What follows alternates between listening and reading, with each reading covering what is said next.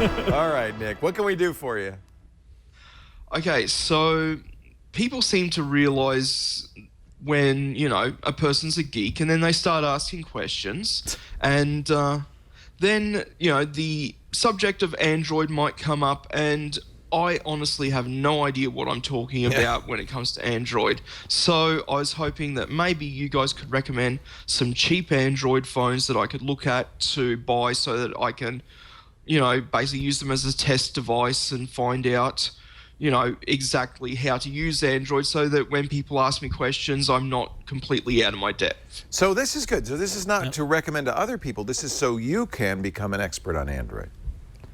Yeah, basically. Yeah. And if you're a geek or you're a developer, it's good to be, it's like, I should be a little more versed in Windows. You know? Like that's the kind, it's good to know all the different things, especially if you're developing applications and you want to know, if you're developing web applications, you want to see how they behave on the different platforms. So it's good to have a phone handy to see what it looks like. And we were talking earlier about a mutual friend of ours who is an iPhone bigot, who everyone, and he knows that you host All About Android and you love Android, and he every once in a while tests you to see if Android's gotten any better.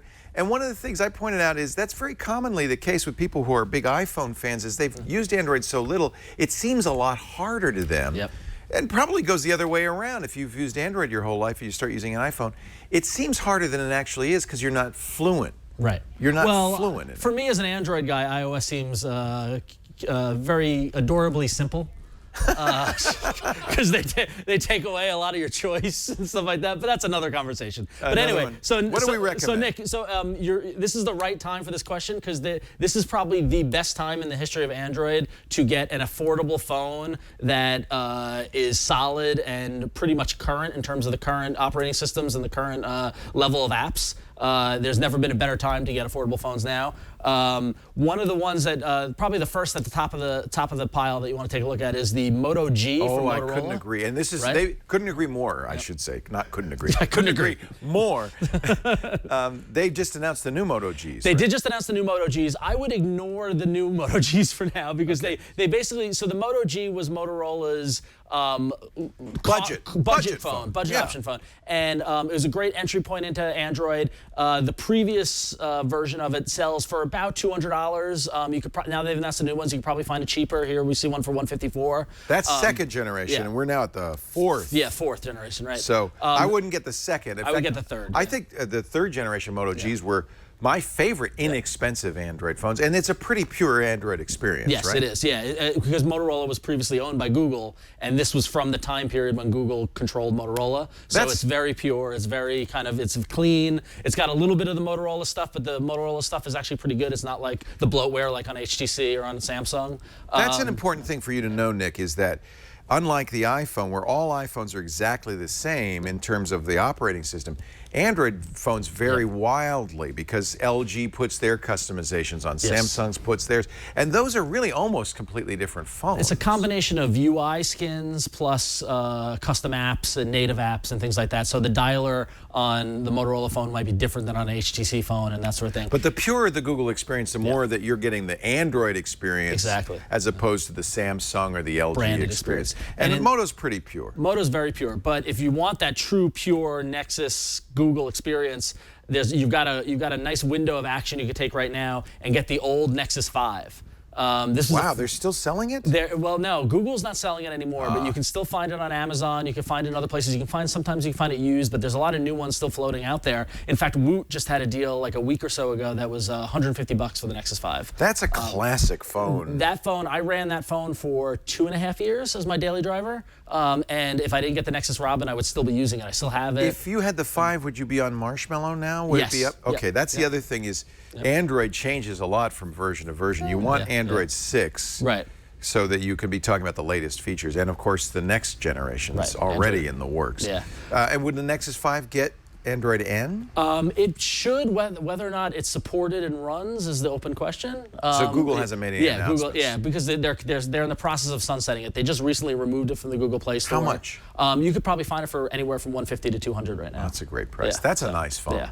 And then if you want to spend a little more money, for $250 you could pick up the it's $250 US. I'm not doing the Australian currency rate. Sorry, Nick. But the OnePlus X is the startup OnePlus, who made a lot of noise when they released the OnePlus One and the OnePlus Two, etc. They came out with the OnePlus X, which now sells for $199, which is a solid Moto G competitor almost. It's fair. It's running cyanogen, so it's not true pure Google. It's not oxygen? No, it's cyanogen. It's their version of cyanogen, which is oxygen. Yeah, you can get oxygen. Yeah. Which is as pure as it gets. Right. Oxygen is basically OnePlus rewrote Android to make it Oxygen. I don't know if they have Marshmallow yet, or if they're still back on. I don't know where they're at with the update. I think it's coming soon. But there's their OS. Yeah. That's a fairly pure experience. Yeah. Although again, notice how the settings looks a little different. Those are some differences, and that's going to be different across every platform except for Nexus. Right.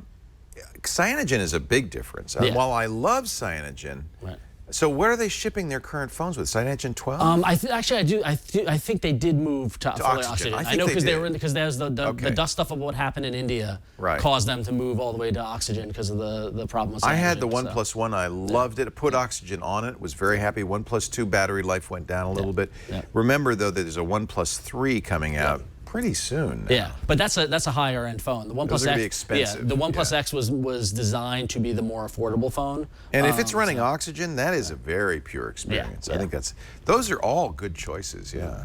Is that roughly your price range, Nick? 100, 150 US? Yeah. Well, I'm also going to do the same thing for Windows Phone, and I can pick up one of them for about 180 Australian. If you wait a couple of weeks, that'll probably get cheaper. I was just gonna say, you might want to pull the trigger on the Android one first. Yeah. Well, I'm thinking like. Who wants you to know how to use Windows Phone? Who's asking you about Windows phones? Nobody. It's just curiosity. Yeah. I got a BlackBerry. I'd be glad to sell you. Wait, is it running Android? No. You know, we got a Palm Pre over here. Yeah, you should really know how the Palm Pre works. But of the three that we talked about, I would say look for a Nexus 5 if you can. I think that's really your best pure, bet. and also most likely to be upgradable to the next version of the operating for a little bit system. at least. For at least the next year.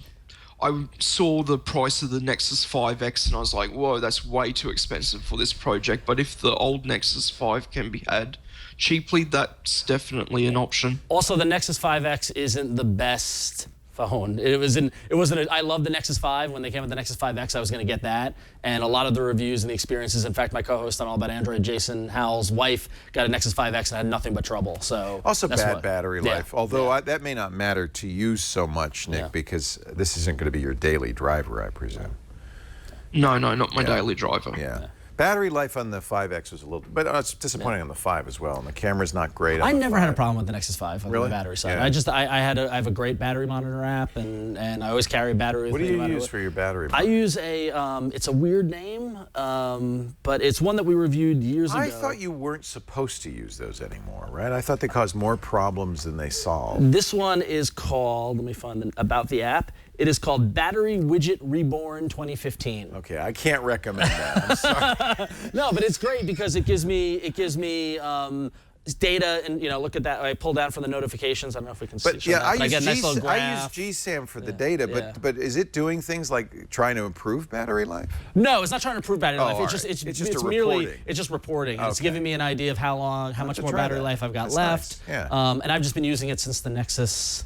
Oh geez, for years. I mean, since this app came out, so I'm a big fan. I use GSAM when I'm reviewing phones because I want to use the same monitor each time, and I get a pretty good idea of battery life. Yeah. And we do that because we need to say what the battery is. Exactly.